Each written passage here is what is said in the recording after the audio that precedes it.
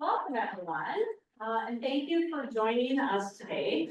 Today we have the MIHI, or the McMaster Institute for Health Equity Speaker Series that is co-hosted with the Center for Advanced Research on Mental Health and Society, or ARMS for short. My name is Marissa Young. I'm the director of ARMS, and Dr. Jim Dunn is here as well, who is the director of MIHI. Before we begin, we'd like to give honor and thanks to the Haudenosaunee and Anishinaabeg nations, who are the traditional inhabitants of the lands where McMaster stands. And to say this is to acknowledge the debt to those who were here before us and recognize our responsibility as guests to respect and honor that intimate relationship Indigenous peoples have to this land. I'm very excited to welcome you all for our talk by Dr. Rachel Donnelly, who is an Assistant Professor of Sociology at Vanderbilt University. Her research focuses, among many things, individual and contextual determinants of health across the life course, with an emphasis on the stress and state policy context. Her research, supported by the National Institutes of Health and National Science Foundation, has been published in journals like Social Forces many times, Journal of Health and Social Behavior, again, many times, and Demography. So please do join me in welcoming Dr. Donnelly. Thank you so much for having me, and thank you so much for that very kind introduction. I'm really excited to be talking about this work that thinks about how U.S. state policy context can be determinants of mental health. Feels particularly timely with what's going on in the U.S. Tomorrow. I did make the joke to all of my colleagues back home that maybe I won't be coming back. So if you guys see me here over the next couple of weeks, that's what happened. I do want to acknowledge my co-authors on this paper. Judd and Blake are grad students at Vanderbilt in the sociology department, and then Mateo Frina is my colleague at UT Austin. This work has also been funded by an R03 grant from the NIH, so I'm very thankful for all these folks. Generally, what I'm interested in is how U.S. state policy context shape experiences of stress and mental health. This work focuses on the U.S. state policy context, and I'll try to motivate that and tell you why that is. But I think it's also relevant for any place where policy contexts differ across regions, whether that's provinces or across nationally. That's just not what this project is focusing on, but hopefully you will see how this conceptual framework can be used in other contexts. So what I plan to do today is I want to motivate this project a little bit by thinking about or drawing your attention to some mental health trends in the US. And then I'll outline some of the theoretical perspectives and the conceptual model that I'm drawing on. I'll go over all the methods and the results related to this project, and then wrap up by talking about some future directions and some implications of this work. So in terms of the mental health trends, there's been a lot of troubling trends in the US going on for the past couple of decades. So one example of this is the suicide rates in the US, which this figure is from the CDC, and it shows our age-adjusted suicide rates over the past 21 years. And you can see this steady increase in suicide rates over this 2-decade period, right? So this has been very concerning in the US, and there's been a lot of attention to this. So several reports coming out of the Surgeon General's office drawing attention to this. So, this report on the far left there about a national strategy for suicide prevention, attention specifically to this middle one, protecting youth mental health in particular. And then most recently, this actual national strategic plan for suicide prevention. So, lots of folks are interested in thinking about what's going on with mental health. This has also been exacerbated by the pandemic. So what this figure shows based on some CDC data is the prevalence of sort of probable depression and anxiety. This is based on survey data, so that's why I did probable. And this is looking at the April to June 2019 time period. And you can see that about 7% of the population would be classified as having probable depression, 8% is probable, sort of like clinical levels of anxiety. What happens the same time period 1 year later at the start of the pandemic is that these rates of depression and anxiety triple. So you see now the rates of probable depression in the population are up at 24%, anxiety 35%. That's actually a 4-fold increase, right? So just shockingly drastic increases in depression and anxiety. So this got a lot of attention early on in the pandemic. And if we look over time with these same survey data, and these are the data that I'm going to use and I'll talk about later, but these rates of depression and anxiety actually remain quite high. So this period was looking at April of 2020 to November of 2022. And you see that, you know, that initial very high levels. So again, here's our star showing you the pre-pandemic values. So we see this really high level of depression and anxiety that comes down a little bit, but still like is not returning to baseline. So some really concerning trends with mental health going on, sort of at the initial start of the pandemic, as well as throughout these first couple of years. And there's a lot of thoughts about, you know, what could be contributing to mental health in general, not just this pandemic related increase, but just mental health in general in the US. So I really like this graphic, which was from one of those Surgeon General reports. It's focusing on the mental health of young people, but this sort of framework can be used for mental health of you know, the general population. And so what you see are these sort of like multi-level risk factors, which relates a lot to what I'm going to be talking about.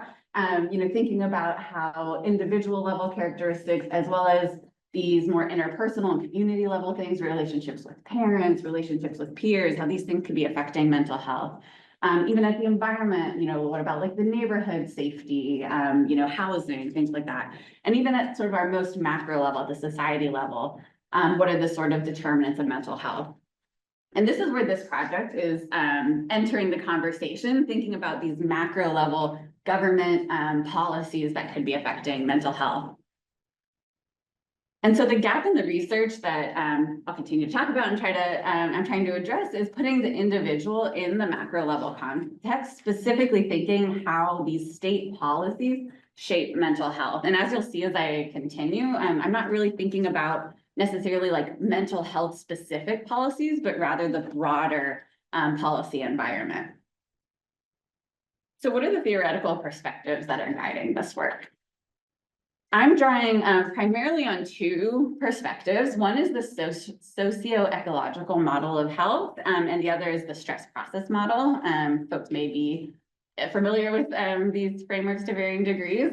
Firstly, the socio-ecological model of health has primarily been drawn on in sort of physical health and mortality type work, but thinking about how these micro, meso, and macro level factors are determining people's health. So if we think about, you know, individual level factors, as well as those at more the meso level, so those work and family related factors, as well as these institutions and policies. So again, this is where I'm bringing in, okay, these state level policies as a macro level determinant of mental health. Okay, so why state policies in particular in the US? There's been an increasing consolidation of policymaking power at the state level. This is the result of a number of things. One is the devolution movement in the US, where the federal government is increasingly giving power to the state governments. Often this is related to funding. So instead of saying, here's this chunk of money, you need to use it for this program, they're just giving states block grants and saying, okay, you can decide how you're going to use this. So then that affects, you know, how much funding goes into health insurance or social safety net programs. At the same time, there's also the preemption movement, which is where states are absorbing power from the local governments. So instead of saying, okay, these cities can implement their own minimum wage laws, they're telling cities, no, you have to follow the state level minimum wage law. And we see this across different policy domains. So there's sort of this top down devolution, as well as this bottom up preemption, and all of it is resulting in power at the state level. This is occurring alongside hyperpolarization within the US. So we specifically see this playing out in hyperpolarization of policies across states. So lots of power at the state level, and then vastly different state policy contexts across states. So that's sort of like why there's a lot of need to focus on the state level in the US context. There's also strong evidence that states are determinants of physical health and mortality risk. This could be for a number of reasons. But some of the important ones are that states distribute resources and they shape individual behaviors and socioeconomic status. So you can think about states implement their own tobacco taxes, for example, if we think about physical health, and that affects smoking rates. And so what ends up happening is something like this. If we look at life expectancy, And you see that this figure shows the vastly different life expectancy at birth, depending on where you live. So I'm coming from Tennessee there, where we're not looking so good in terms of our life expectancy. And right now we're pretty close to New York, for example, which sort of is leading the way in some of our measures like life expectancy. So vastly different experiences of health and mortality across states. And there's a lot of reason to believe some of this at least is due to the different state policy contexts. Okay, so that's our sociological model. Turning to the stress process model, this model sort of situates stress as a key determinant of mental health. There are a lot of different stressors that we could be thinking about. Those could be life events, those could be chronic stressors and strains. I'm going to be talking a little bit about both. And part of the stress process model says that individuals can harness their coping resources to mitigate the consequences of stress. So things like self-esteem and mastery or social support, but often these are conceptualized at the individual level. And there's decades of empirical evidence supporting this framework. So we have a lot of confidence in this model, at least empirically. Another thing to think about with the stress process model that I'm not going to have time to really go in depth into, but I just want to highlight that, is the need for this blended stress and life course perspective, which says that the timing and the sequencing of events and transitions in life can impact mental health. So this could mean that we need to pay attention to things like age, we need to pay attention to changes over time, we need to pay attention to variation depending on birth cohort. In this study, I'm going to give a little taste of some of the ways that we can think about differences based on age in particular. And so this sort of model would say that the nature of stressors and their effect on mental health may depend on life course stage. So the kinds of stressors that you're exposed to might change over the life course, and the effect on your mental health might depend on sort of the stage of your life course.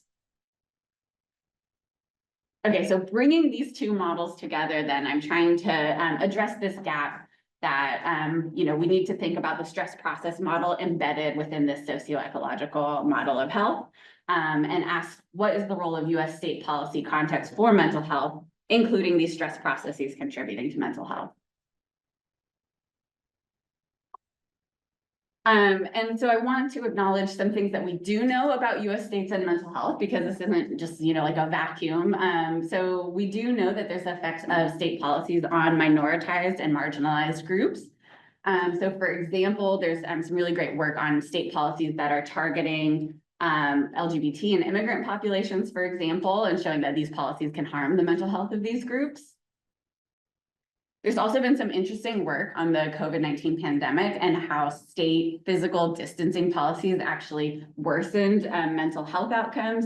You can think about the effect that these policies probably had on employment experiences, employment disruptions, that social isolation and lack of social support, and things like that. And there's also been some work that I've been doing, as well as some others, looking at the stress buffering. So how specific state policies could be moderating or weakening the effect of stressors on mental health. So again, this is looking at specific state policies, often, and how they reduce adverse mental health efforts related to economic related stressors such as income loss or financial hardship. So Courtney Bowen, for example, had a study in JHSB looking at state eviction moratoria and how those weakened the adverse mental health effects of financial hardship. Okay. So what do we need to know? A few things. We need to know the impact of state policy context on the mental health of the general population. So again, there's some of this work looking at marginalized, minoritized populations, very important, excellent work. But also that raises questions about, okay, what does the state policy context mean for the sort of general population? Also the need to understand sort of this broader policy environment, and I'll talk more about that, versus specific state policies. Again, both of these things are important, and I'm happy to talk about that more in the Q&A.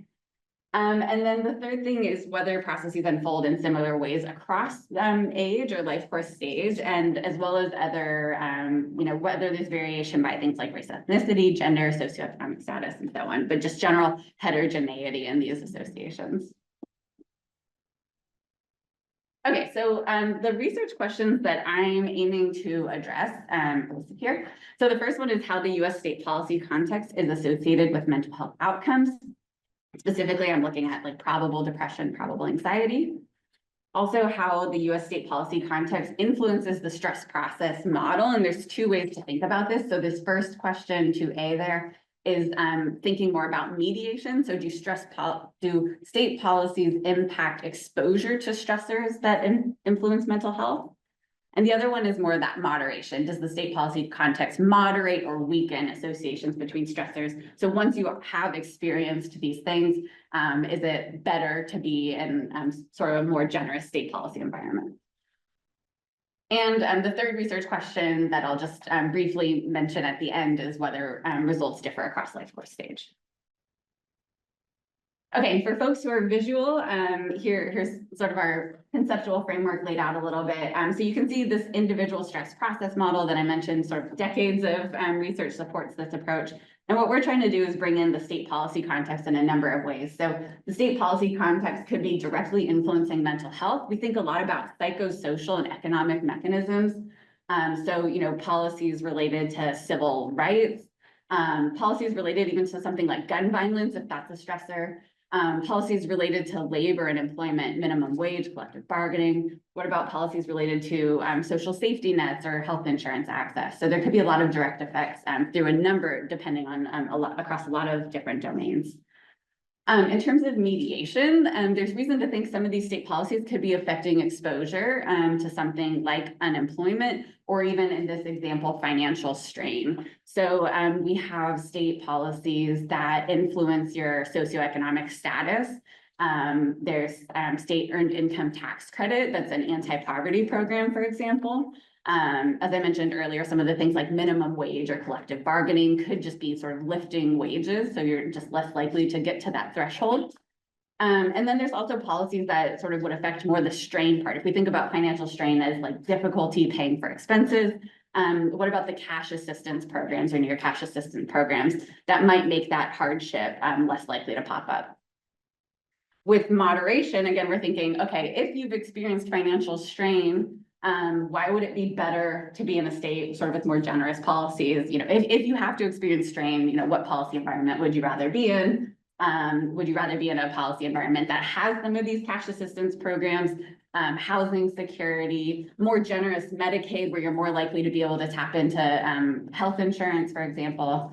And so, you know, what are these policies that could be weakening the effect of stress once it has occurred? Okay, so hopefully you're with me right now.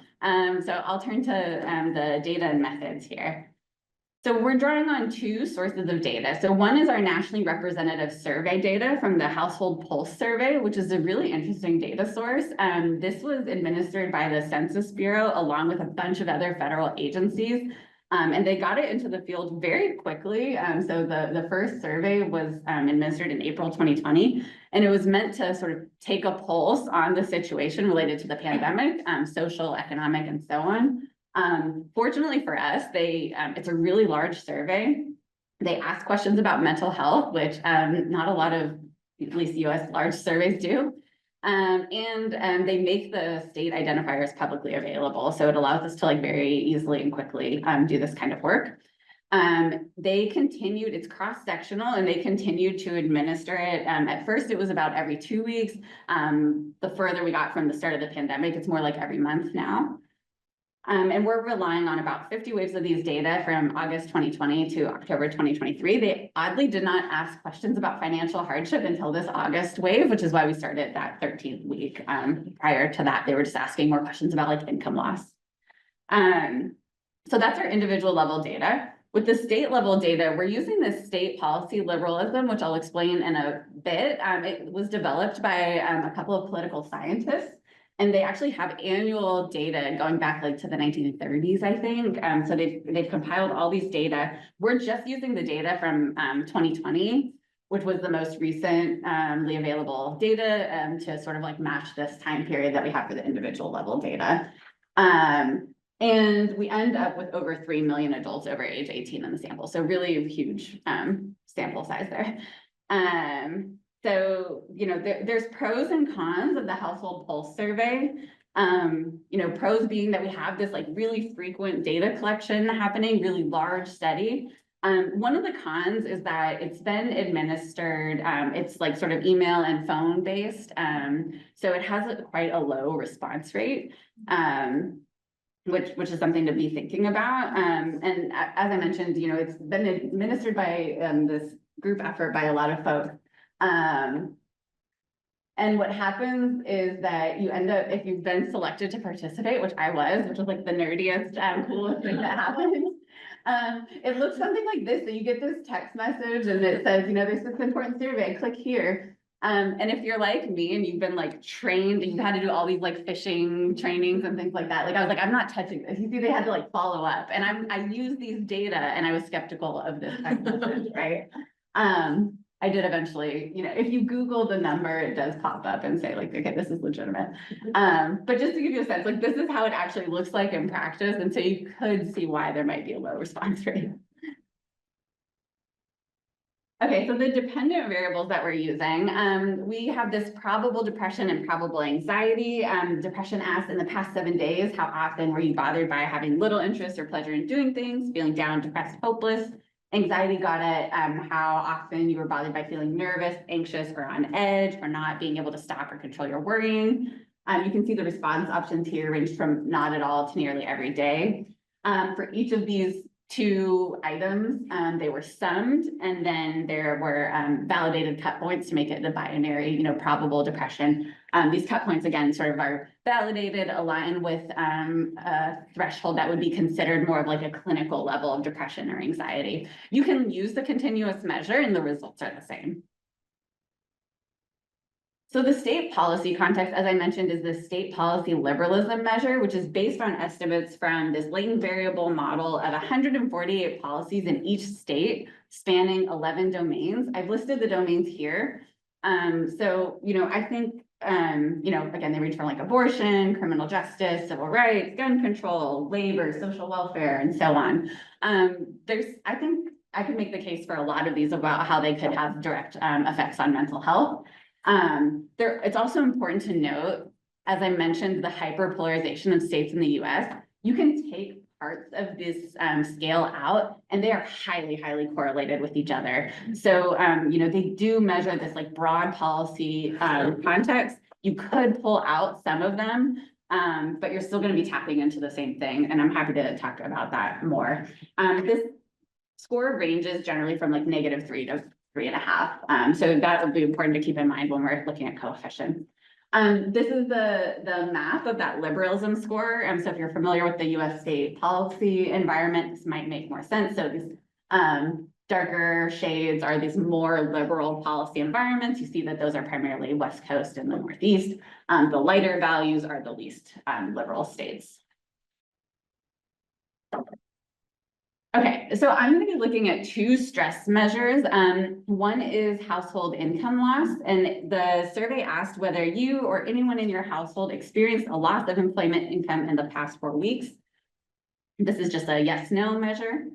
And then financial hardship asked whether in the past 7 days you had difficulty paying for usual household expenses, and it gave a few examples like food, rent, car loans, medical expenses. Folks could range from somewhat or very difficult to not at all or a little difficult. We combined like the two categories on either end to get this binary financial hardship measure. And then, so with our approach, we're using linear probability models with weak fixed effects, and the weak fixed effects are should absorb time trends that are occurring at the national level. So you can think about like big federal policy changes would sort of be absorbed by this. We're clustering standard errors by state to account for the fact that people nested within states are going to have correlated errors. And we're applying sample weights to try to make these, to account for some of that non-response bias, make the results nationally representative. And the results that I'm going to show follow this outline generally where we regress the mental health outcome on state policy liberalism. Then we add income loss and financial hardship to test the mediation. The second step is adding the interaction of the stressor with the state policy liberalism to check that in moderation.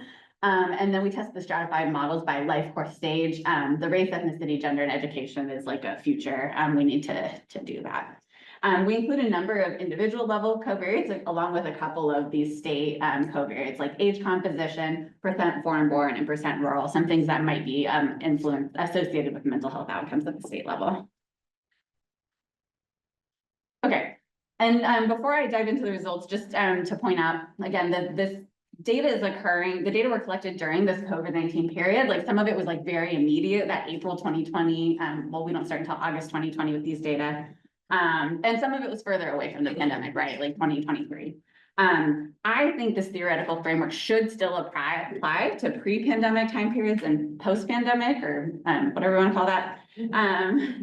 And so we do a couple of things for sensitivity checks. One is that we sort of compared like those immediate years to the latter 2 years and see what's going on. The results are generally similar. Happy to talk about that more. And then we also use some CDC data from the Behavioral Risk Factor Surveillance System, or BRFIS, for these pre-pandemic years. And I'll show just a little bit of the results from that. Okay, so jumping into the results, just to hear some descriptives. So, you know, I alluded to the high rates of depression and anxiety in this sample already. But just to point out that income loss and financial hardship were also quite common during this time period. So about a quarter of households experienced recent income loss, and about a third of households reported financial hardship within the past 7 days. Depression and anxiety also varied across states. So this shows our predicted probability of depression in models that accounted for age and gender. And so you can see that there's variation. Higher values here are higher rates of depression, so worse. I realize that's flipped from the life expectancy. So darker values are worse mental health outcomes here. And so you can see this concentration sort of in a lot of these southern states, although pockets on the West Coast there too. And so this is where, like, you know, thinking about the time period is also important. I think some of this is driven by like pandemic related stressors, and there's variation across states and like who was sort of more worried about the pandemic and taking it seriously. Here's also anxiety, so it's sort of mapping on pretty closely to depression. But the overall point would be just to notice that there is variation across states and sort of these mental health outcomes. So the first research question is just trying to understand this direct association between policy liberalism and mental health outcomes. And what we found is that state policy liberalism was negatively correlated with depression and anxiety. So a 1-point increase in that policy liberalism score is associated with a 0.4 reduction, 0.4 percentage point reduction in probable depression, 0.3 in probable anxiety. So somewhat modest coefficients here. But, you know, the scale was about 6.5 points, that liberalism scale from -3 to +3.5. So, you know, if we think about depression, for example, that means the difference between like being in sort of the most liberal versus least liberal states is about 2.5 percentage point difference in probable depression. So it ends up, again, with that hyperpolarization being a somewhat meaningful difference. Oh yeah, and there's a reminder of the range there. So with the second research question, we're trying to understand first, is there any sort of mediation going on where the state policy context is going to influence either your exposure to income loss or your exposure to financial hardship, and that affects the mental health outcomes? These are the results from the sort of formal mediation test. I realize that this is a lot to look at. The main thing to look at is that indirect effect line and the percent explained. So income loss is really interesting because you see the indirect effect is statistically significant, but the percent explained is negative. So income loss is more like it has this suppression effect going on, where again, remembering the time period that is being covered here, more liberal states actually had a higher risk of income loss. Do you think about those? They were more likely to shut down businesses and for a longer period of time. This is like primarily driven by the first year and a half of the pandemic. So state policies led to higher risk of income loss. So that's why we see some of this negative percent explained. Financial hardship, on the other hand, is acting as a mediator, or at least a partial mediator in the direction that we would expect. So we do find that states that have these more liberal states decrease the risk of financial hardship, which decreases the risk of depression and anxiety. So you can see, like, for anxiety, financial hardship explained about 70% of the association there. So so even though these states might have been increasing the risk of income loss, that wasn't translating to financial hardship. Like, they had enough other social safety nets in place that they were reducing the risk of hardship. I'm gonna skip the models, but I did include them just in case you wanted to see that, like, model building, so I'm happy to, like, go back to this later. In terms of the moderation, again, if you're experiencing income loss or financial hardship, does the state policy context weaken that association? And that what we find is yes. So these are the results for income loss, for example. So you can see that negative effect for the policy liberalism, positive effect for household income loss, not good for your mental health to experience income loss. But for each increase in that policy liberalism scale, it weakened this disparity between those experiencing income loss and those not experiencing income loss by about 0.5 percentage point. It's easier to understand this with average marginal effects. So this figure shows the average marginal effects of household income loss on depression. And so again, the size of the bar is basically the difference in probable depression between those experiencing income loss and those not. So the bar is always positive. It's always worse to experiencing income loss than not. But you see that with each score or each increase in the policy liberalism score, that disparity weakens just a little bit. To the point where when you compare this most liberal to least liberal, you see a little bit of a larger effect there, more like that 2.5 percentage points. Or about 3 percentage points difference there. So again, disparity weakens as the state liberalism increases. And we see a similar effect, if not even a little bit stronger effect, with financial hardship. So again, experiencing financial hardship is worse for rates of your risk of depression and anxiety, but each increase in that liberalism score weakens that disparity a little bit. Okay, and so I alluded to this earlier, but a question that we had and wanted to address was, are these findings specific to the pandemic area? So we use these BRFIS data, which is about 2 million adults. And because we had multiple years where we also had the liberalism score, we could use time varying policy liberalism, so 2015 to 2019. We could also use state and year fixed effects rather than just year fixed effects. And so this allows us to almost be like comparing the same, like change within the same state over time.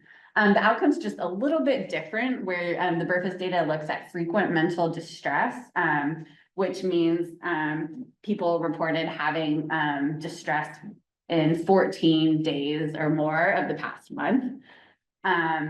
The downside of the BRFIS, which is why we don't use it like as the main analysis, is that it doesn't have great stressor measures that have repeatedly been asked over time. So we're relying here on employment status, looking at employed, unemployed, and not in the labor force. And we're thinking about unemployment as the stressor here, based on a lot of work about how unemployment has adverse consequences, and because these people, by definition, were not employed but looking for work. So that's sort of the stressor we're focusing on here. And the results are really similar to what we're finding before. If we look at model 1, you see that each increase in policy liberalism weakens or reduces the risk of frequent mental distress by 1.2 percentage points. So quite strong, a little bit stronger there. We don't see mediation from model 1 to model 2. We tested this with our formal mediation analysis to confirm that.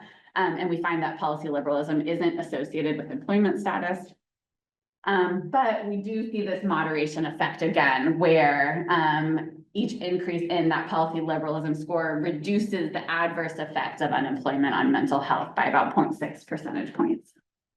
So overall, we feel like this is like a fairly consistent story, right? We're seeing the direct effect of the policy of environment, and we're seeing that moderation effect. And here, you know, the average marginal effects of unemployment in this case on frequent mental distress. So, you know, the main thing is that you'll see the sort of similar stepping stone where that disparity decreases a little bit with each increase in policy liberalism.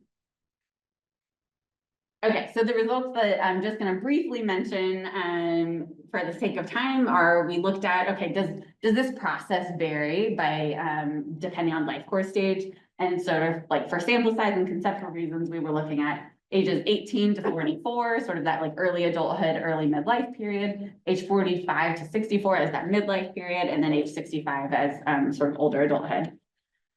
And sort of two things to take away. One is that policy liberalism was associated with a lower risk of depression and anxiety across life course stages, which makes sense. You know, there might be different domains that are driving this, whether it's sort of like labor force related or, you know, other gun violence and things like that.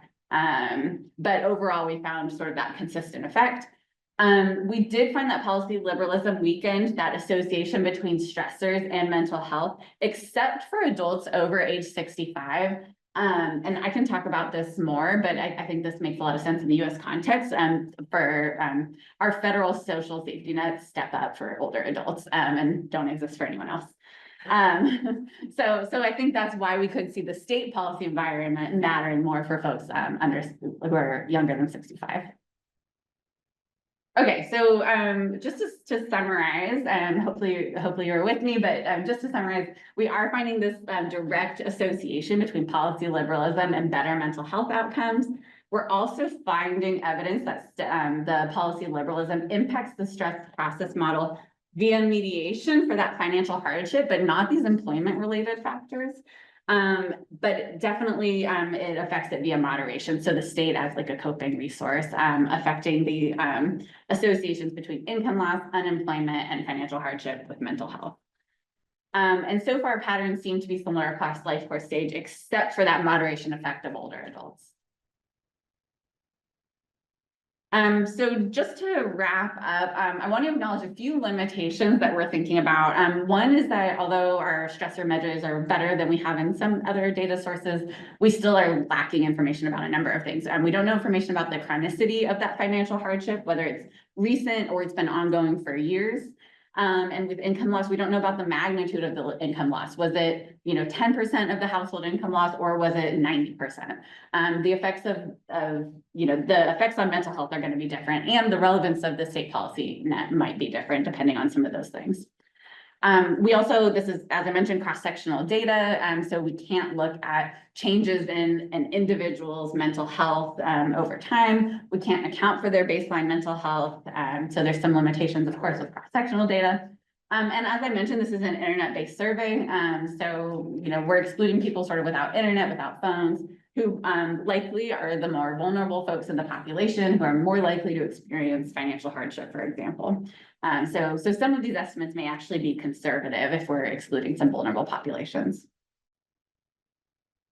So a few things to point out. So in addition to health and mortality, I hope that this study is trying to provide evidence that these state policy contexts impact mental health outcomes. And I think there's interesting and important implications about the broader policy environment versus specific policies. Happy to talk about. Folks always want to know like what's driving the association, but we're trying to think in this case, and especially in the US, that hyperpolarization context, that broader state policy environment is what's it has an important role. And importantly, the stress process model should consider states as that important social context. And so, there's some sort of mediation happening with financial hardship, but not employment related stressors. What are the other stressors that could be involved in this model that we need to be thinking about?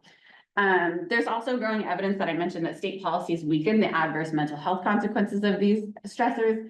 And I think there's really interesting work that needs to be done about sort of what's going on here. Is it that access to tangible resources, those cash or near cash assistance programs, or is it something about just the appraisal of stress, just knowing that you live in this supportive environment? Is that affecting the stress appraisal process? These are sort of important questions that we need to be asking. And as I mentioned, I think the fact that we're not seeing this effect on the stress process over age 65 is really interesting. Because as I mentioned, in the US, the federal safety net steps up. We have Medicare, health insurance for older adults, social safety insurance. There's all sorts of social safety nets that step up. And again, they're at the federal level, which is taking some of this authority away from the state level. And there's also reason to think maybe some of these things like the economic and labor policies aren't as directly relevant if folks aren't in the labor force anymore. It still could be relevant, I think, if you think about the family context, like if you know that your child is still affected by these policies, for example, but again, might just not be quite as directly relevant. And just a few implications. So as I noted, the effect size is a little bit, I mean, it is modest, but I think it's actually meaningful for a number of reasons. So as I mentioned, this outcome is sort of clinical levels of depression and anxiety. So that's a pretty significant threshold to reach. And we're also talking about a large number of people affected by these state policies. So if we think about like the implications for population mental health, the effect of sort of becoming, you know, a more liberal policy environment, for example, is quite large.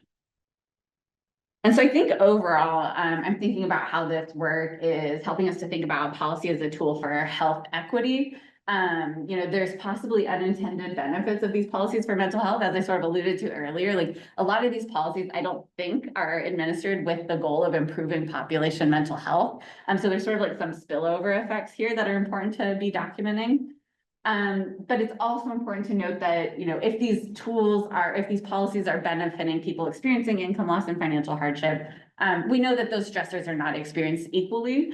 So they're increasingly important for marginalized and minoritized populations who are more likely to experience this income loss and financial hardship in the first place. However, this reliance of policymaking at the state level is inherently equal, as evidenced by those figures where life expectancy and mental health vary dramatically just based on where you live. And so I think this points for more of a need for national policy to sort of reduce these geographic-based differences in mental health. Just to highlight some next questions that we're thinking about. One is this need to understand more about the actual mechanisms linking state policy context to mental health. So stress exposure might certainly be one of them, especially like financial hardship. But I think there could be other stress and non-stress related mechanisms at play. We also need to be thinking more about how these processes unfold differently depending on race, ethnicity, gender, socioeconomic status, especially since these folks are more likely to be experiencing these stressors. I think there's also something we're thinking about is how do changes in state policy context affect trends in mental health? So I started out this talk by showing some of those trends, and we're not addressing that yet, but I think that's something that we need to know. You know, how are these trends, these concerning trends in mental health influenced by this hyperpolarization of policies across states? And I'll just wrap up, I'll talk about that later. I'll just wrap up by saying, you know, hopefully I'm starting to convince you guys about this need to like what we're calling structuralizing the stress process. So, you know, state policies are influencing mental health, or we think that they're influencing mental health. You know, drawing our attention to state policies as macro level determinants. But also this important point that state policies are playing an important role in the stress process. You know, sometimes they might be impacting the exposure, but other times more clearly and consistently, we think that they're acting as this like macro level coping resource. You know, and so I think this framework in general has implications for theory, whether that's stress process model or otherwise. And I think it also has implications for, you know, intervention efforts to improve population mental health in the US. So thank you so much, and I look forward to any of your comments and feedback.